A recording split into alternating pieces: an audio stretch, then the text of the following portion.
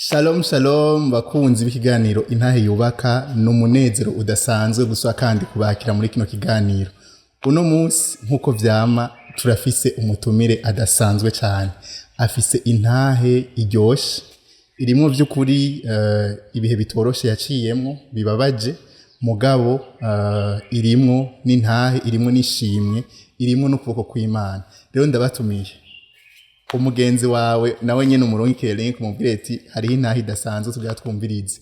Kaze mu kanya dukurikire intahe.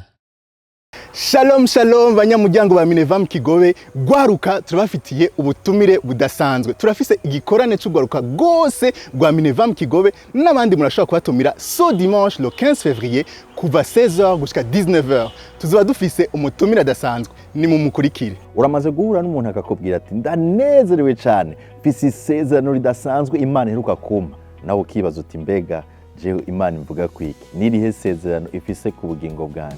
Kumenga urazazaniwe.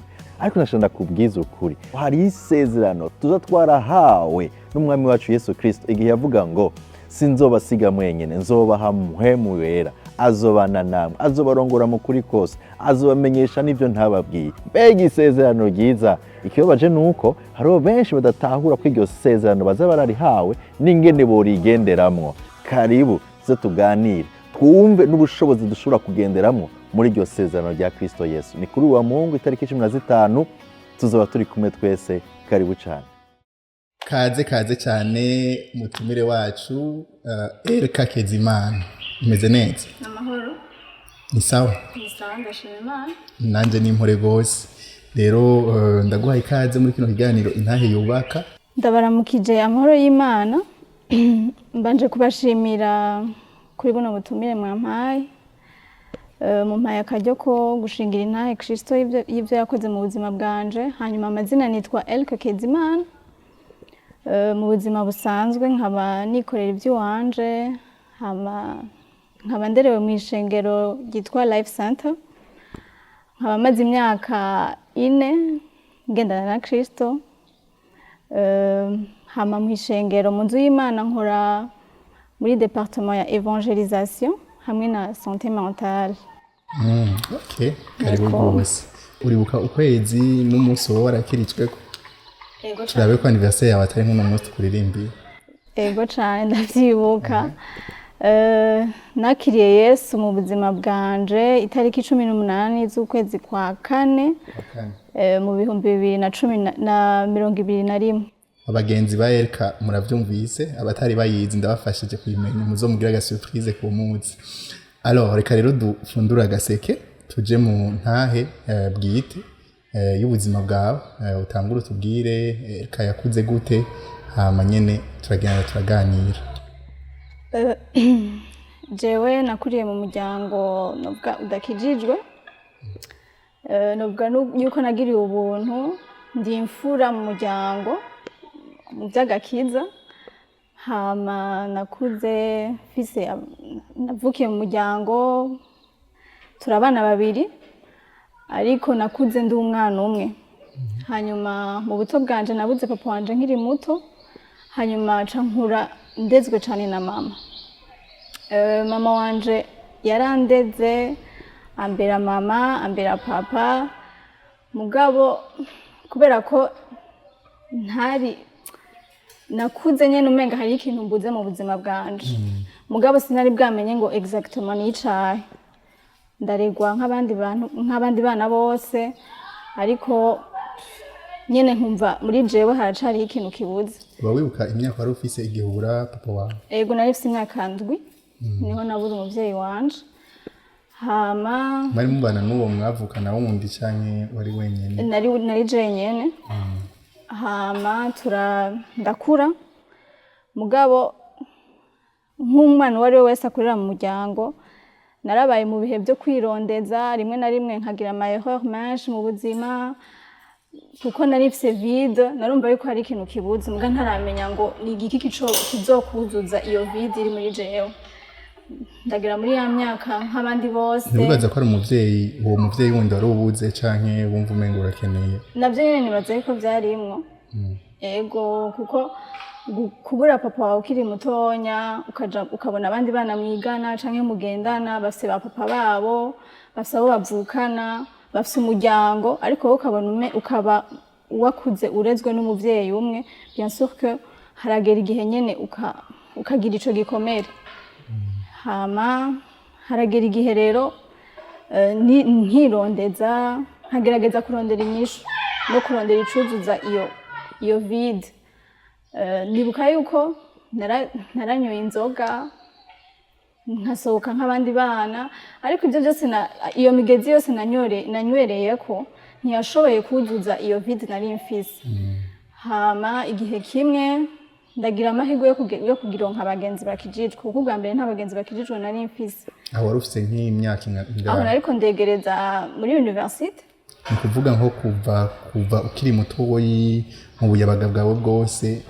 waguma wumva yuko hari ikintu ubuze ukagerageza kuja kurondera arico wise iyo vide kugira ngo ushobore kukironka mugabo bikanga gushika urinde ugera aho hantu ugera mu mashuri ya kaminuza ngira wari ufise nk'imyaka nka 18 19 20 hama kuko nsubiye inyuma gato kenshi iyo ukuriye mu muryango udakijijwe hari igihe n'abavyeyi bacu kubera kuba badakijijwe hariho ibintu bataduha vy'ubumana kuko nabo baba bafise imiryango bakuriyemo amablessure bagize ugasanga nivyo bariko baratanga kuko umuntu atanga ico afise rero ugasanga n'umuvyeyi byaramugora rimwe ugasanga uko kuntu yapfakaye akiri muto kare gose ugasanga biriko biratuma nanje atampa ivyankenerwa byose nigeze asubira kurondera cyane kuja ku wundi mugabo oya iyo myaka yose amaze gupfakara yarandeze ndumwe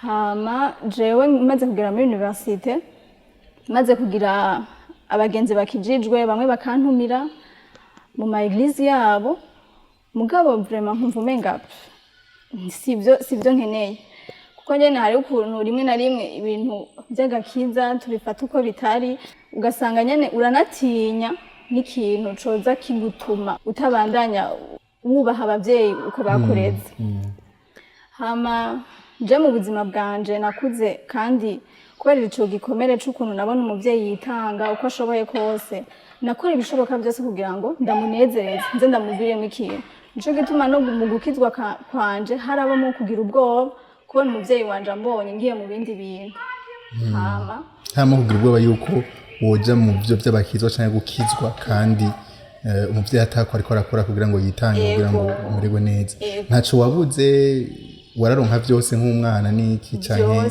byose na muvyeyi wanje ari byagorana umuvyeyi wanje vraiment yarakora ibishoboka byose hama nkakura nkora nanje ibishoboka byose mu ishuri nkaba brillante mu buzima busanzwe nkagerageza naho nakora ayo mafuti yo kunywa inzoga no gusohoka nibutse yuko umuvyeyi wanje hamwe byoshika bikamubabaza narumva umenga noca ngabanya canke nkabiheba mbe nyene ntivyamubabaza ntiyakubwira ati kweri ko wagiye kunywa inzoga canke ukaborerwa iki ego rimwe na rimwe byarashika akabimbwira muga mbonye bimubabaje cane kuko ndibuka igihe kimwe impamvu yanje yo guheba inzoga ndibuka yuko uwo musi nari nasohotse n'abagenzi hama ntahabwije aranyugururira amaze kunyugururira aca guma hoze ntiyigeze ambaza kubera iki watashe mw'ijoro rero ntangura kubona uko kuntu nimba impamvu yanje yo kunywa inzoga yotuma mama wanje atamvugisha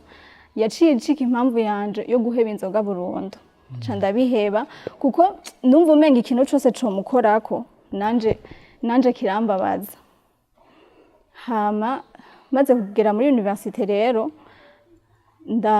ndatangura kuza ndagendera mu mashengero y'abantu bakijijwe ngira abagenzi bakijijwe mugabo nkumva sindagera ahantu ho gutahura no kumva yuko norekura hanyuma nkakizwa hama igihe kimwe iyo tariki nababwiye yuko nakirijweko tariki 18 z'ukwezi kwa kane ngenda muri eglise nsanzwe nsengeramwo hanyuma maze kujayo ico gihe ndibuka baratwigisha ndaronka ijambo ndibuka yuko ntibahamagaye abantu bakizwa ariko uwo mwanya nyene numva mu mutima wanje iki nico gihe bya bindi wumva ukabyirengagiza, iki nico gihe caho ubijamwo uvyakira.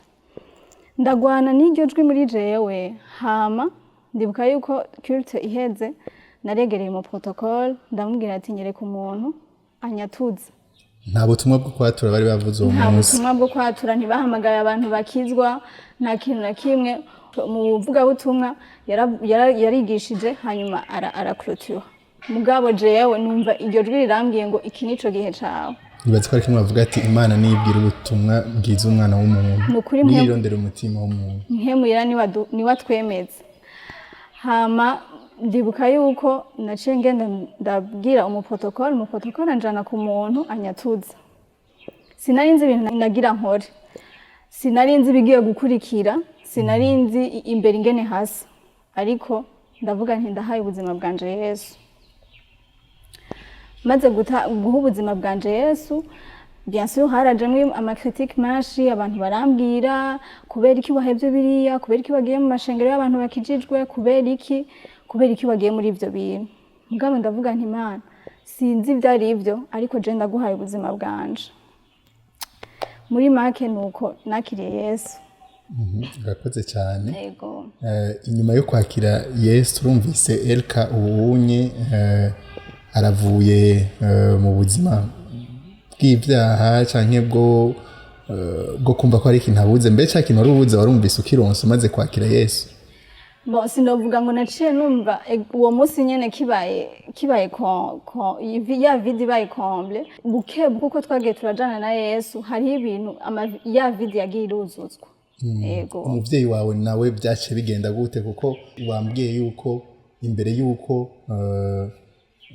uja mu mashengero y'abakizwa canke muri ivyo vy'Imana waratinya cyane yuko wahava usanga umuvyeyi wawe atabinezererewe, atabishimye, ko vyo haba bimubabaza, ukanatinya no gufata ingingo yo kubijamo neza. Byahavuye bigenda gute umuvyeyi yarabimenye? Ego, umuvyeyi wanje ahubwo ni ikintu cantangajije cane, kuko nari mfise bwa bwoba, ariko maze kubimubwira yuko nakijijwe naratangaye ukuntu yanshigikiye. Naratangaye ndavuga nti Imana, nico gihe nivyo bingaragarije yuko nibwo bwari ubugombe bwawe. Nawe nyene ntiyarakijijwe, nta na kimwe yarazi. Oya, ntiyarakijijwe, ariko aravyakira. Ntiyarazi ngo umwana wanje agiye mu biki, mugabo yarahabaye. Ego, arashigikira. Urugendo rero rw'agakiza Elka amaze gukizwa rwahavuye rugenda gute? Ego, nibaza yuko ariho hahagaze intahe yanje. Maze kwakira Yesu mu buzima bwanje nk'umwami n'umukiza, turagendanye, turabanye, aratanguye aranyihishurira, arampaye abagenzi bashasha, ariko arahindura ivyiyumviro vyanje, ingene nabona ibintu. Hama nibaza yuko niho novuga ngo Yesu nagiye kumubona, kuko hari igihe tuvuga Imana, hari igihe twigishwa Imana, hari igihe dukura tuzi Imana ngo imeze uku, ariko mumaze kugendana mukajana niho umenya ngo Imana kuri jewe yambereye iki. Jewe rero maze gukizwa, mu nyuma harabayeho ibihe wa muvyeyi wanje umwe nakora ibishoboka byose kugira ngo ndamusatisfeze, ndamubera umwana mwiza. Harageze igihe rero aragwara. Amaze kugwara bamutora ingwara ya cancer. Murumva yuko nticari ikintu kiryoshe mu muryango, kuko umuvyeyi wanje yari umugenzi, yari wa wundi mbona yitanga ijoro n'umurango kugira ngo ashobore gukora bya bindi byose mbona nkeneye. Inshuti magara, inshuti ya hafi yawe. Donc wa muntu ushitse no muhira nari uwa mbere wo kumubwira ngo umunsi wanje wagenze uku, ibyagenze nabi nibi, ibyagenze neza nibi. Rero acagira iyo ngwara, aragwara. Amaze kugwara nukuri byaraduhungabanije, turaburanye n'ingene tubifata. Uko imisi yagenda atangura kuremba, mu nyuma turamujana kwa muganga. Abadoktori baratubwira ati ntaco gukora, naho Imana. Mugabo nyene hari ukuntu ukijijwe uba ufise ukwizera. Mbega abadoktori bashotse bamenya iyo ngwara canke bayibabwira byagenze gute? Bon, yego, ukuntu byagenze twaragiye kwa muganga kuko ukuntu yagwara ntitwari tuzi exactement ikintu agwaye mugabo kuko yaraja kwa docteur benshi batandukanye bakamubwira ati nta na kimwe tubona muga mu nyuma aragenda ku mu docteur ashitseyo bacamubwira bati twebwe tubona umenga ingwara ufise ni cancer ya uterus. Hama ndibuka yuko ico gihe kimwe mu bintu umaze gukizwa hariho ukuntu uba wizera Imana ukumva umenga Imana ntacu utokora ntacu utonkorera narumva umenga ego iyo ngwara iraje kandi iraremereye ariko Imana yanje iraza kumukiza. Hama mu nyuma aba docteur baratubwira bati igeze kuri phase ya nyuma ntaco turi bukore naho Imana ariko aho hose nkagira ubwoba ariko ubwoba bwanje nkagira n'undi mutima wo kwizera ya Mana yanje. Wararonka umwanya wo gusenga ico gihe muri mu bitaro? Ego narawuronka kuko ndibuka yuko ivyo bihe byose Imana yarampaye abagenzi beza bakijijwe bampa ivyizigiro bampa kubandanya bampa kwizera Imana malgré ivyo bintu ariko ndacamo. Hama ndibuka yuko umuvyeyi wanje tumaze kumenya yuko iyo ngwara igeze kure abadokiteri batubwiye ati naco turi bukore jewe ndavuga nti Imana ndakeneye kukubona. Hama ndibuka yuko haje umugenzi wanje kuturaba kuko je naguma mvuga nti Imana aha n'ahantu uri kuracisha umuvyeyi wanje kugira ngo akumenye. Haje umugenzi wanje kudusuhuza acambwira ati wowe bibaza yuko Imana ikeneye wewe ahubwo ikeneye mama wawe ahubwo Imana ikeneye wewe aho ushobora kuhakura intahe yawe. Ivyo yarabikubwiye mwari mwabiganiriye ukubwira yuko Imana ikwirondera mama wawe canke yabivuze uko nyene bimujemo? Naramuganirije ndamubwira nti rimwe na rimwe Imana yaducisha mu bihe bigoye kugira ngo duhure nayo. Rero ca ndamubwira nti jewe aha hantu turiko turaca mama ndibaza yuko niho Imana imushaka kugira ngo ayimenye. Ariko arambwira ati oya ushobora kuba uri kurihenda kuko ahubwo wasanga ari aho Imana iri kuragucisha kugira ngo wowe uyimenye. Iryo jambo nama ndarimwibutsa uwo mugenzi wanje. Hama yakomeye gose cyane. Nibaza ko nawe dukurikira mu vyumva hari bihe Imana ishobora gucisha mu muryango wawe canke ibintu bishobora kubashikira Imana itari kwirondera abo nyene biriko birashikira mu muryango canke ingwara mugabo iri kwirondera wewe. Ego. Hama tumaze guca aho hantu rero je naguma mbona ati Mana ndamubona ahubwo mama wanje ariko ari bamutumiye ahantu ariko arashinga intahe ingene Imana yamukijije cancer nibiki ariko ndibuka yuko uwo mugenzi amaze kubimbwira naricaye ndavyiyumvira ndavuga ati ahubwo wasanga ari jewe. Hanyuma haciye igihe ndibuka yuko mama wanje ntiyagwaye n'igihe kinini cyane kubera ko iyo ngwara yiwe yarigeze ahantu nyene abaganga batubwira ati ntaco turi bukore. Cyafashe umwanya na gute? Byaratwaye nk'amezi 3. Ari mu bitaro? Ari mu bitaro. Kandi wengira wamugwaza wenyene? Ego nije namugwaza muga ndashima Imana ko ico gihe cose Imana yaranteguye kandi impa n'abantu bankikuza bamfata ukuboko abantu bakijijwe abagenzi banje bakijijwe baraza bakamfasha bakambwira ati no musitaha turamusigarana mama wawe turagusa. Ego tubashimire cyane abo bagenzi Imana ibahezagire. Hama ndibuka yuko kandi ko mu nyuma rero harageze igihe iryo joro araremba cyane araremba amaze kuremba turaja muri urgence nyene araremba cyane gose. Hama mu nyuma ndibuka yuko iryo joro ariko araremba harageze igihe ndabwira Imana iyi ntambara ntayo nshoboye kugwana umuvyeyi wanje waramuntijije kandi yarambereye umuvyeyi mwiza. Rero uno munsi ico ushaka gukora mu buzima bwanje ndarekuye ugikore. Ivyo barabivuze imbere yuko ndarekuye ugikore. Hama ndibuka yuko iryo joro yari muri urgence ari muri urgence uko umudokiteri yaza kumuraba nkamubwira ati mumbonera ameze gute nyene abadokiteri bakabura uko babimbwira nkabasore nkababaza none hari ico mubona kiyava gihinduka mugabo nyene bakampa ivyizigiro ariko je namuraba nkabona nta vyizigiro bigihari. Ndabwira Imana ico ushaka gukora ndarekuye ugikore que ta volonté soit faite. hama haciye umwanya ikintu nakoze nari maze igihe nasinzira ca nditonda ndaryama ndasinzira muri iryo joro ndasinzira maze gusinzira ndibuka yuko bamvyuye bambwira yuko no kwitaba umudokiteri yariko arakurikirana mama hama maze bari hafi yiwe sinzira hafi yiwe cyangwa bageni naye nagiye ku ruhande nasohotse yari muri urgence je ca ndasohoka muga twari kumwe n'abandi bantu baramuraba bari hafi yiwe je mugabo nari nasohotse gatonya hama bamaze kumvyura ngo nitaba umudokiteri yagira ambwire yuko mama wanje yahejeje kwitaba Imana amaze kubimbwira ndibuka yuko nagize indirimbo muri jewe hama ca ndasohoka gatonya abagenzi baja ngaho baramfata sinashotse ndira vraiment mugabo haciye umwanya kwa kundi nyene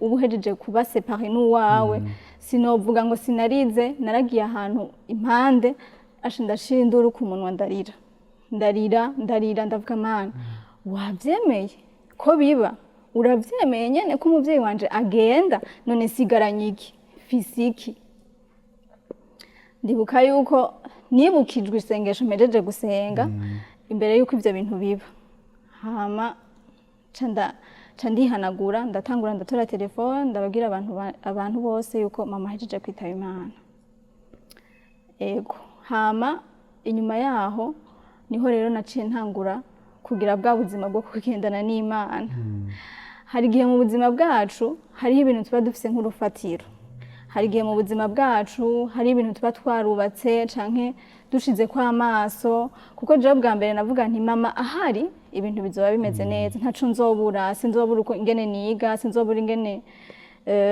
nkora ikintu iki canke kiriya mugabo muri ivyo bihe nyene niho natanguye kwibonera Imana no kubona kumenya ingene Imana ikora mu buzima bwacu kuko hari amajambo tuvuga ngo Mana ndakwizeye ariko utaraca ahantu ho kubona yuko vya bindi byose wari wizeye binyiganyize ataco usigaranye rero ntangura kubaho ubuzima bwo kubona Imana après urupfu rwa mama wanje concrètement canke uduhaye ubururu bugaragara turumva mama waritavye Imana niwe muntu wari ufise wenyene mu bana niwe kumbura kurihira ishure niwe yatanga rasiyo muhira nta kazi ufise uri umunyeshure ivyo vyose birasenyaguritse vyavuye bigenda gute Imana wayibonye gute nta bantu bakubaye hafi mu muryango iwanyu canke ahandi vyagenze gute je ukuntu nabonye Imana hari ijambo nkunda kuvuga nti Imana iriyemera hari ijambo nkunda kandi rivuga ngo ntitubeshwaho n'ivyo kurya n'ivyo kunwa ariko tubeshwaho n'ijambo ryose riva mu kanwa k'Imana hari amajambo tuvuga canke indirimbo turirimba ariko tutaragera ahantu tuvye-experimenta jewe narakunda kenshi kuvuga ngo ndatinya ubugombe bw'Imana ariko rimwe na rimwe ubugombe bw'Imana iyo Imana yemeye ko ikintu kiba ibizira suite ingene ibintu biza gukurikira jewe ukuntu nabonye Imana narabonye Imana nk'umuvyeyi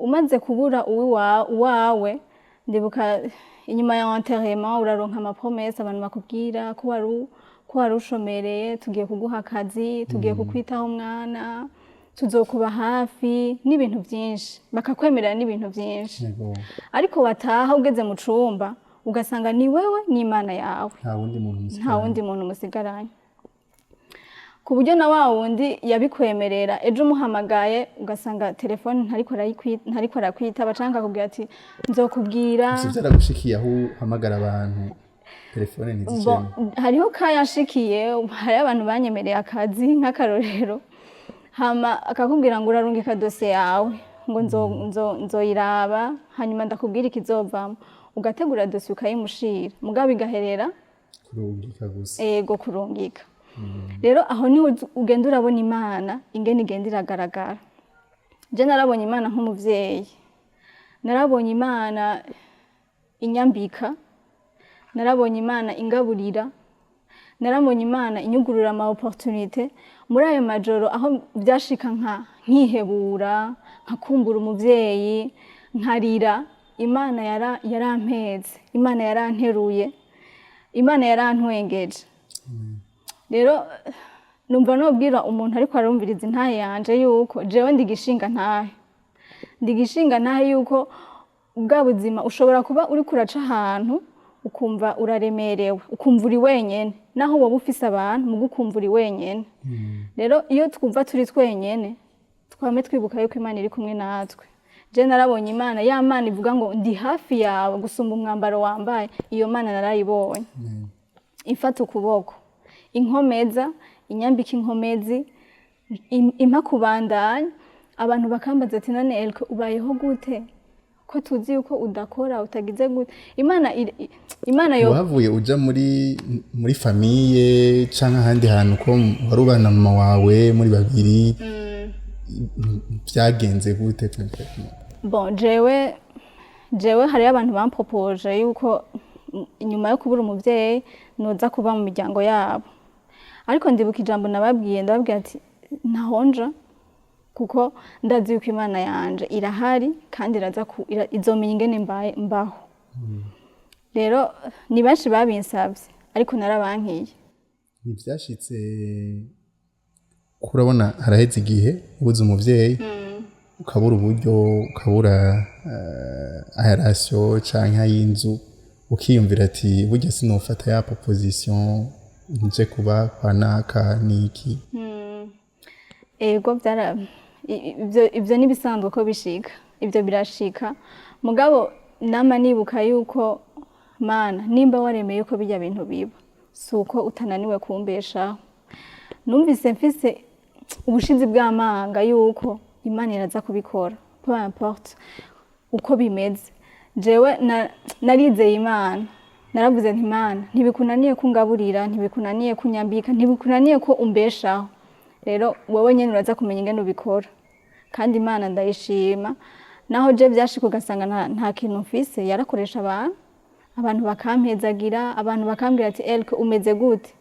Mu nyuma nkaza numva arambwira ati nyemerera, wonyemerera nkakurihira loyer ya 2 mois, wonyemerera nkakora kino kintu. Numvise ariko ndongowe.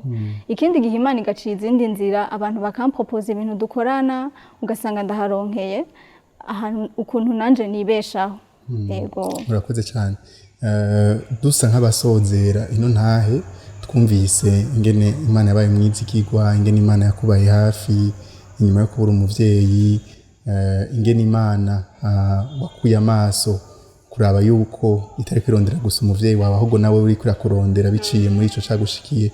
Mbega ivyo vyagushikiye hoba hari ico inyigisho byakuyemo canke ico byoba byaratumye ufasha abandi canke bigira ikimazi ku bandi bantu ivyo washiyemo? Ego, nibaza yuko intahe yanje iramaze kugira bifasha. Ndibuka yuko inyuma jewe yo kubura umuvyeyi ndafise abagenzi dusengera hamwe bigeze kugira ikibazo nk'ico nagize. Umwe muri bo arabura umuvyeyi yarasigaranye. Hama ndibuka yuko umunsi umwe turiko turaganira, yarambwiye, naramusangije intahe yanje, ndamubwira nti yari mu bihe nyene yazazaniwe, ahejeje kubura umuvyeyi. Hama turaganira, tumaze kuganira ndamushingira intahe, arambwira ukuntu intahe yanje imufashije gusubira guhaguruka no kwizera Imana. Rero ndashima Imana yuko intahe yanje yagize ikimarira abandi. Hari igihe twibaza yuko peut-être byofasha abantu benshi, mugabo ugasanga biciye ku muntu umwe byugurira imiryango n'abandi benshi. Rero ndashima Imana yuko uyo muntu byashoboye kumufasha, kandi izera yuko izonafasha n'abandi benshi. Turangiza akajambo ka nyuma wumva wobwira umuntu yakora adukurikira, umuntu kumbure ariko kubura umuvyeyi canke yabuze umuvyeyi canke umuntu yataye ibyizigiro kubera iki canke kiriya camushikiye, ni igihe uwo mubwira uwo muntu? je numva ashaka kubwira umuntu yoba ariko arumviriza intahe yanje yuko Imana yacu ni Imana yiyemera, ni Imana ishobora gutuma duca mu bihe bitaba byoroshe, ariko muri ivyo bihe nyene tukayibona, tukayihishurirwa. Hari igihe tuvuga Imana ariko ugasanga ntiturashobora kuexperimenta ubwo bushobozi bwayo, ubwo bumana bwayo n'ubwo bushobozi bwayo. Rero ndiko ndabwira umuntu yumviriza intahe yanje yuko peu importe ivyo yoba ariko aracamwo, yaba kubura umuvyeyi, yaba kubura umugabo canke umugore, yaba kwiyumva uko kuntu dushobora kwiyumva yuko turi twenyene, nagira ndabibutse yuko ibyo ducamo vyose Imana iri kumwe natwe, ibyo tubamwo vyose Imana irabizi. Nimba yavyemeye nuko izi nibigiye gukurikira. Imana ibahezagire. Nimba yavyemeye nuko izi nibigiye gukurikira. Wewe ariko uradukurikira, wowe uzokumviriza ino ntahe, twashaka kubwira yuko vy'ukuri izera Imana ico wocamwo cose, Imana irashoboye kukuzigama, irashoboye guca inzira, irashoboye kugaburira, irashoboye kukwambika, irashoboye gukora vya bindi birenze ivyo wewe witeze, ivyo wewe wokwiyumvira. Ico ishaka no kuyizera, no kuyizigira. Muri ivyo nyene, muri uwo muriro, muri ivyo bintu nyene utumva bidasobanukiwe, wabuze umwana, wabuze umuvyeyi, wabuze umugenzi, wabuze uwo mwubakanye, rema, Imana irahari, irabizi, iragukunda kandi iriteze kukugirira neza muri ivyo vyose. Ndabashimire cyane mwe mwadukurikiye, nongere nshimire n'umushitsi wacu Erika, wakoze cyane ku ntahe wadushikirije. Mwakoze namwe kuntumira no kumpakana ukajya ko gushingira intahe Imana. Urakoze cyane, twizere ko n'ibindi bitangaza bigiye gukurikira Imana izokora, uzoza ukadushingira izindi ntahe zikomeye cyane. Ndabashimiye rero mwese mwako muradukurikira, tuzosubira mu ntahe ikurikira. Ufise ikibazo canke wumva ushaka kwakira Yesu Kristo nk'umwami n'umukiza mu bugingo bwawe, ibi vyose bishoboka iyo wakira Yesu Kristo nk'umwami n'umukiza mu bugingo bwawe. Hariho inomero igira ice iza inyuma ya kino kiganiro, urashobora kuyihakura canke ukayandikira. Hariho umukozi w'Imana yiteze kugufasha, naho ubutaha tuzosubira.